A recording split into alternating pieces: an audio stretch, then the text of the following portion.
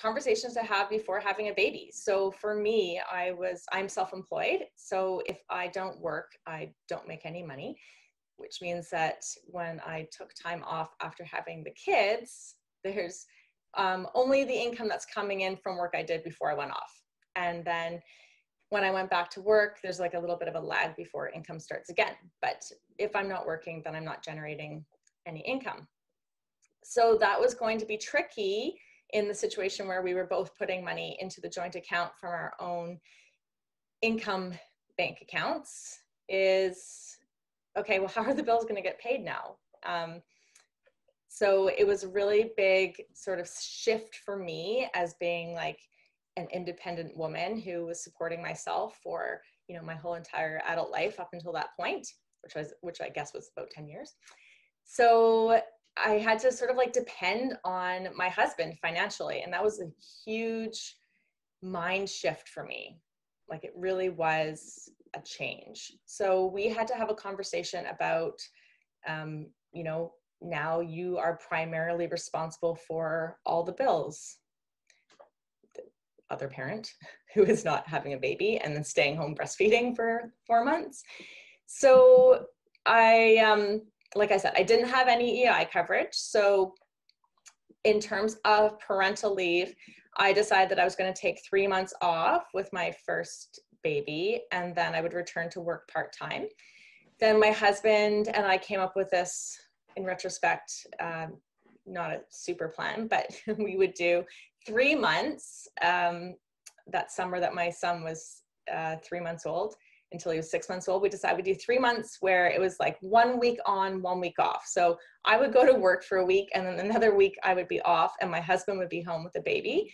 So we did this for 3 months, where it was working 1 week and then home for 1 week, working 1 week, home for 1 week. It was, I do not recommend this. It was too much like this. Like you're always like thinking about work, but you're not thinking about work because you're only gone for a week. So it was a good experiment, I guess. And of course, both of us got to spend time at home, and we didn't have our son in daycare, which daycare spots for 3-month-old, you know, there's like basically one place in town. It's very expensive.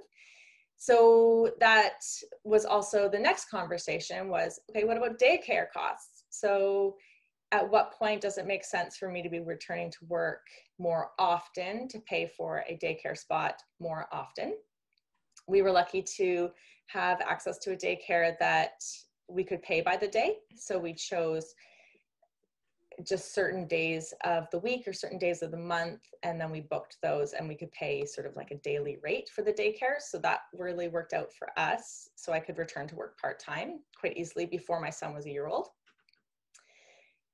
And most of the conversations when I'm talking with new parents or parents to be is about insurance. Like, oh my gosh, all of a sudden right now I am in charge of like a little person. What happens if I die? So life insurance is a pretty easy discussion to have with a licensed life insurance advisor.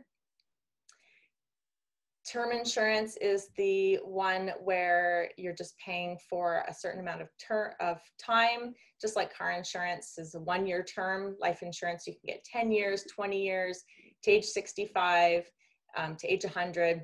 So the rate is guaranteed for that many years. So with the young families, if you're about to have a baby, you know, a 20-year term or 25-year term insurance policy is in most cases like a good selection.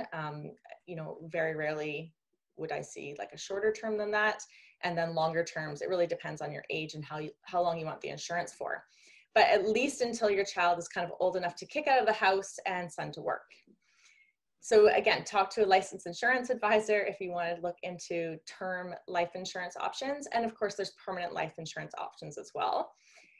With babies, we actually did permanent critical illness and life insurance for the kids when they were born, because there are some really amazing products out there where you pay for 20 years and then you never pay again. So the children have permanent insurance, either critical illness or life insurance. Our kids have both. And after 20 years, we don't pay for it anymore, but the kids have those in place for life.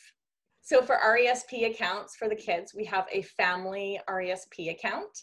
So that means that both kids are beneficiaries of that account. All the money that goes in is allocated per child, and the grants are allocated per child, but the money is in the same account. So I can just pull up the statement online and I can do a deposit into the account. I can ask for it to be either one kid or another kid. So this is good if you have children who are teenagers and you need to catch up some room. So if you're putting $500 a month into the RESP and you want that whole $500 to get the grant for one child, you can just allocate that to that one child for, you know, a few months or a year if you're trying to catch up some room. So just a quick little recap on the RESPs, $2,500 a year per child will get you the max government grant of $500, 20% grant. If your income is below a certain threshold, then there may be additional grant money that's available. And in BC, we're lucky we have an Age 6 grant. So I applied for this for my daughter in August.